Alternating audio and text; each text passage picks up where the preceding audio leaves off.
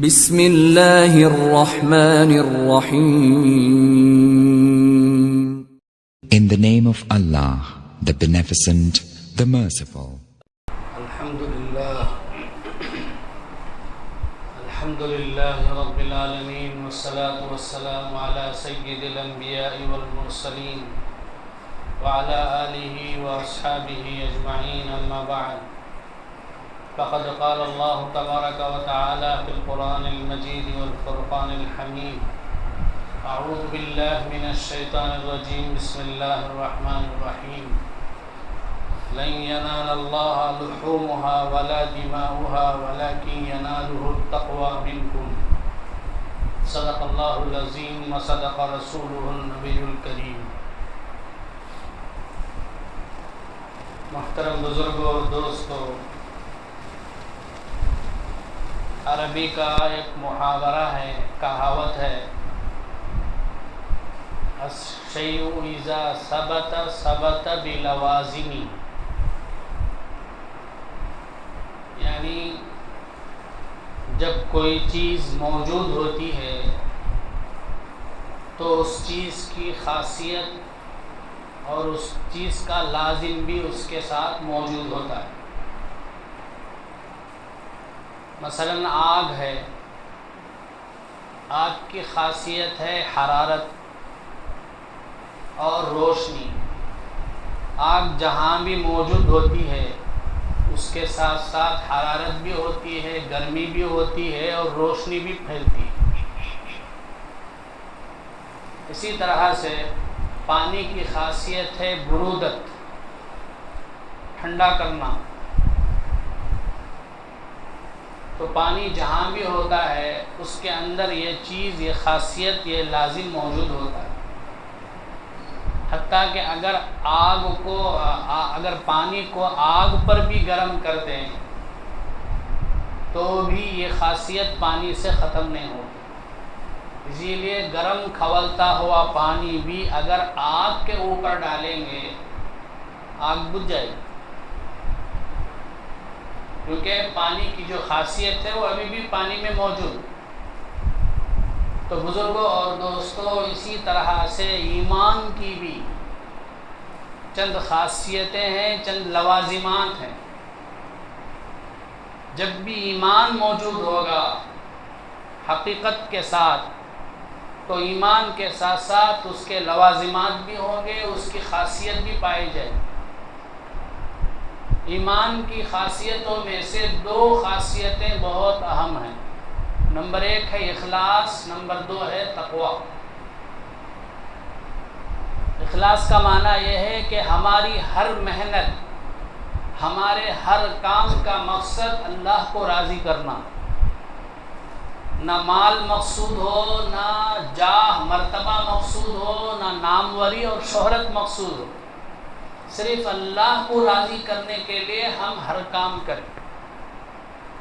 کہ جو قربانی کا عمل ہم نے کیا، ہم سے کروایا گیا، وہ اس کے ذریعے بھی ہمیں یہی سکھایا گیا کہ ہمارے پاس نہ تمہارا خون پہنچتا ہے نہ تمہارا گوشت پہنچتا ہے، ہمارے پاس تمہارا اخلاص، تمہارا تقوی وہی پہنچتا ہے. قربانی کرتے ہیں تو اللہ کا حکم یہ نہیں ہے کہ تم اس کو لا کے کسی جگہ پھینک دو، سمندر میں ڈال دو یا آگ میں جلا دو. نہیں، اللہ تو کہتا ہے تم خود کھاؤ، کھلاؤ غریبوں کو، رشتہ داروں میں بانٹو، فقیروں میں بانٹو. ہمیں تو تمہارا تقوی چاہیے، تمہارا اخلاص چاہیے. قرآن میں اللہ کہتا ہے لن ینال اللہ لحومها ولا دماؤها ولکن ینالہ التقوی منکم. ہرگز نہ تو قربانی کے جانوروں کا گوشت اللہ کو تک پہنچتا ہے، نہ تو ان کا خون اللہ تک پہنچتا ہے، تمہارا تقوی اللہ تک پہنچتا ہے. تم نے جو قربانی کی اخلاص کے ساتھ کی ہے کہ نہیں کی؟ اللہ سے ڈر کر اللہ کا حکم پورا کرنے کے لیے تم نے قربانی کی ہے کہ یا نہیں کی؟ اس کو اللہ دیکھتا ہے. تو قربانی کے عمل کے ذریعے سے بھی ہمیں یہی بات سمجھائی گئی کہ اللہ کے یہاں اخلاص کی قدر ہے، تقوی کی قدر ہے. تو بزرگوں اور دوستوں، تقوی اور اخلاص یہ دونوں ایمان کے لوازمات میں سے ہیں، ایمان کی خاصیتیں ہیں. اگر ہم سچے مومن ہیں تو ضرور یہ دو چیزیں بھی ہمارے ساتھ ہوں گی. جیسے آگ کے ساتھ حرارت اور روشنی موجود ہوتی ہے، اسی طرح اگر ہم سچے مومن ہیں، ہمارے اندر حقیقت کا ایمان موجود ہے، ایمان کی حقیقت موجود ہے، تو ہمارے اندر اخلاص بھی ہونا چاہیے، تقوی بھی ہونا چاہیے. اگر ہمارے اندر اخلاص نہیں ہے، تقوی نہیں ہے، تو سمجھ لینا چاہیے کہ ایمان کی جو اصل حقیقت ہے وہ ہمارے اندر نہیں آئی. یہ جو اخلاص اور تقوی ہے، اس کے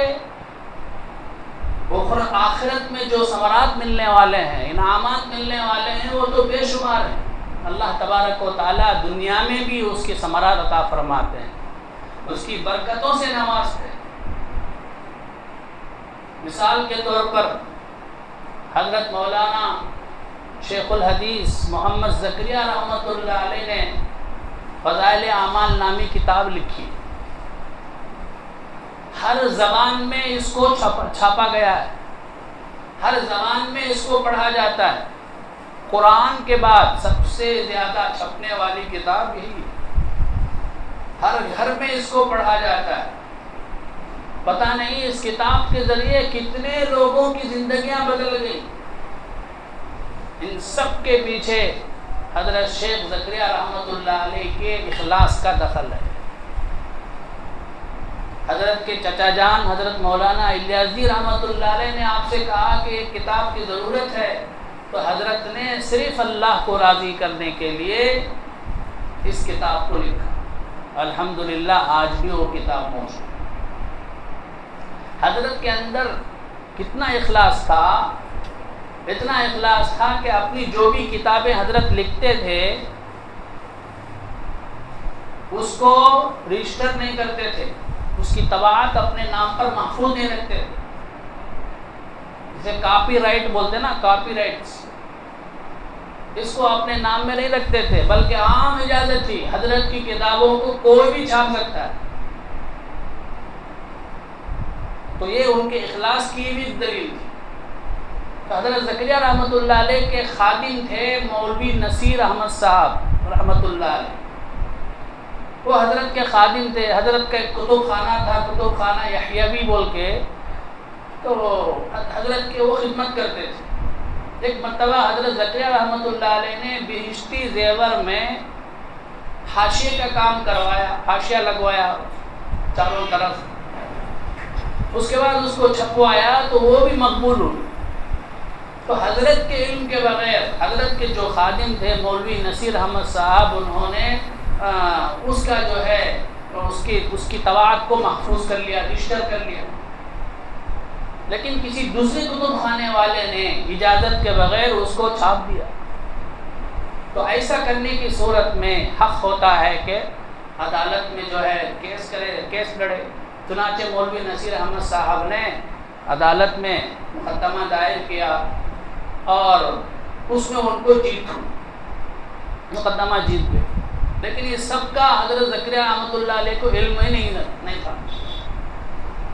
تو میرٹھ میں ایک حاجی رشید احمد صاحب تھے جو حضرت شیخ رحمۃ اللہ علیہ سے تعلق رکھتے تھے. انہوں نے خط لکھا، مبارک ہو کہ آپ نے مقدمہ جیت لیا. حضرت پریشان، کون سا مقدمہ، کون سا کیس، سمجھ میں نہیں آیا. تو بعد میں انہوں نے بتلایا کہ اس طرح سے مقدمہ مولوی نصیر احمد صاحب نے لڑا تھا، وہ جیت گئے.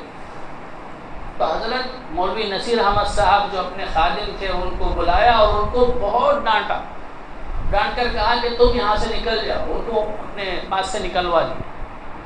وہ روتے ہوئے حضرت شیخ الیاس رحمۃ اللہ علیہ کے پاس پہنچے. تو ایک مرتبہ الیاس رحمۃ اللہ علیہ حضرت شیخ کے پاس آئے اور آ کر کہا کہ تم نے تو مجھے پریشان کر دیا. حضرت شیخ نے سمجھا میں نے کیا کر دیا، میرے بارے میں پتہ نہیں کیا اطلاع پہنچ گئی. تو حضرت الیاس رحمۃ اللہ علیہ نے کہا کہ جو مولوی نصیر ہیں ان کو آپ نے اپنے یہاں سے نکلوا دیا. حالانکہ طباعت کا حق محفوظ رکھنا جائز ہے، مفتی کفایت اللہ صاحب رحمۃ اللہ علیہ نے جائز لکھا ہے، لیکن آپ نے اس جائز کام پر اس کو نکلوا دیا. تو گویا حضرت سفارش کر رہے ہیں کہ ان کو معاف کر دو.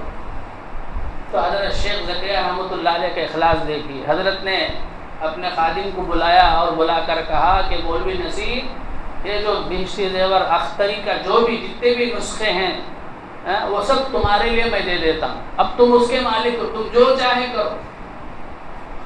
تو حضرت نے اپنی ساری کتابیں اور اپنا پورا حق جو ہے ان کو گفٹ دے دیا، تحفے میں دیا۔ تو اللہ والے ایسے اخلاص والے تھے، مخلص تھے، جس کی برکتیں آج تک ہم محسوس کرتے ہیں۔ تو یہ ہے اخلاص کی برکت۔ اسی طرح تقوی جو ہے اس کی بھی بڑی برکات ہیں۔ قرآن پاک میں اللہ کہتا ہے وَمَن يَتَّقِ اللَّهَ يَجْعَل لَّهُ مَخْرَجًا وَيَرْزُقْهُ مِنْ حَيْثُ لَا يَحْتَسِبُ۔ جو اللہ سے ڈرتا ہے، اللہ تبارک و تعالی ہر تنگی سے، ہر تکلیف سے، ہر مصیبت سے نکلنے کا راستہ پیدا کر دیتے ہیں۔ یجعلہ مخرجا ویرزقہ من حیث لا یحتسب، اس طور پر اسے رزق عطا کرتے ہیں تو اسے بھی وہم و گمان نہیں ہوتا کہ کہاں سے رزق ملتا ہے۔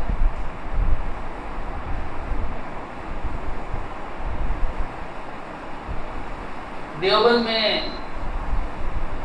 ایک بزرگ تھے جن کو لوگ شاہ جی عبداللہ کہتے تھے۔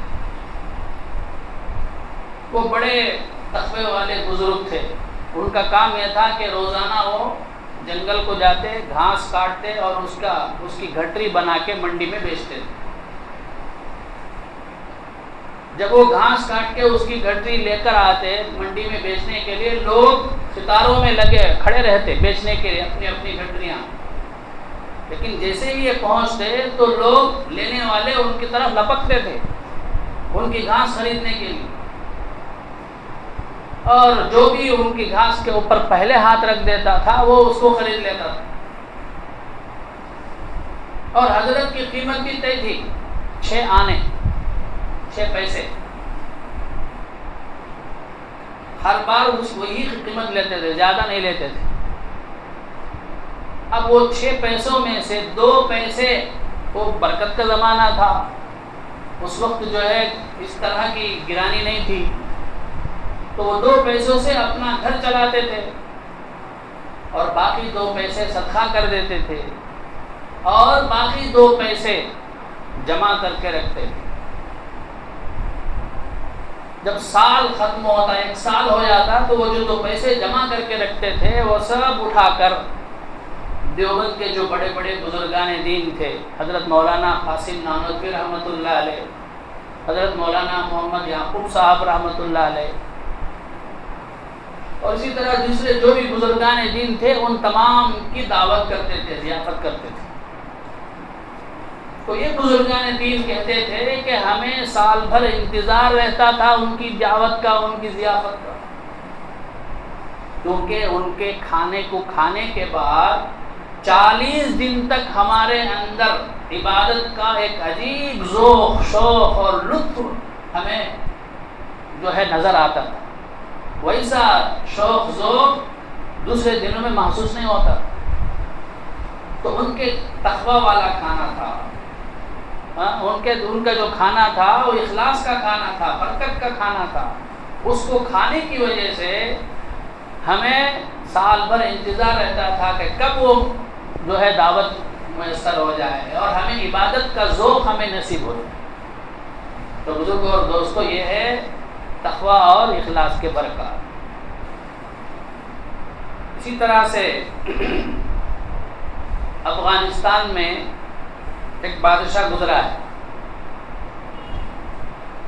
دوست محمد خان۔ اس نے اپنے ایک شہزادے کو کسی جنگ میں بھیجا دشمن سے لڑنے کے لیے۔ اب بادشاہ کو خبر پہنچی کہ شہزادہ جنگ ہار کر دشمن سے پیٹ پھیر کر بھاگ کر آ رہا ہے۔ اب ملکہ کے پاس پہنچا بادشاہ پریشان، تو ملکہ نے کہا کہ کیا بات ہے، کیوں پریشان ہے؟ تو بادشاہ نے کہا کہ بات یہ ہے کہ ہمارا شہزادہ پیٹ دکھا کر بزدل بن کر جو ہے واپس بھاگ کر آ رہا ہے جنگ ہار کر۔ تو ملکہ نے کہا کہ یہ خبر بالکل صحیح نہیں ہے، جھوٹی ہے، ایسا نہیں ہو سکتا کہ ہمارا شہزادہ پیٹ پھیر کر بزدل بن کر جو ہے واپس آ جائے۔ شہید تو ہو جائے گا، لیکن اس طرح سے بزدل بن کر واپس آئے ایسا ہو ہی نہیں سکتا۔ بادشاہ نے سوچا یہ عورتوں کو کیا ہے، یہ تو ایسے ہی دوسری دنیا میں رہتی ہیں، خبر تو پکی ہے، شاہی خبر رساں لوگوں نے جو ہے خبر پہنچائی ہے۔ اب تھوڑی دیر کے بعد دوسری خبر پہنچی کہ شہزادہ کی جو پہلے شہزادے کے بارے میں جو پہلے خبر آئی تھی وہ جھوٹی تھی، صحیح خبر یہ ہے کہ شہزادہ جنگ جیت کر جو ہے واپس لوٹ کر آ رہا ہے۔ تو بادشاہ بہت خوش ہوا۔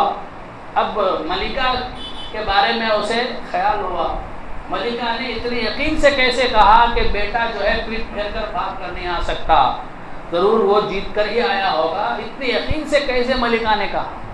جا کے اس نے اپنی بیوی سے پوچھا تم نے اتنے یقین سے کیسے کہا؟ تو ملکہ نے کہا کہ اصل ایک راز کی بات ہے، میں نے وہ راز کی بات کسی سے نہیں کہی۔ وہ راز کی بات یہ ہے کہ جب یہ شہزادہ کا حمل میرے پیٹ میں ٹھہرا تب سے میں نے یہ عہد کر لیا تھا کہ میں شاہی خزانے کا ایک پیسہ نہیں کھاؤں۔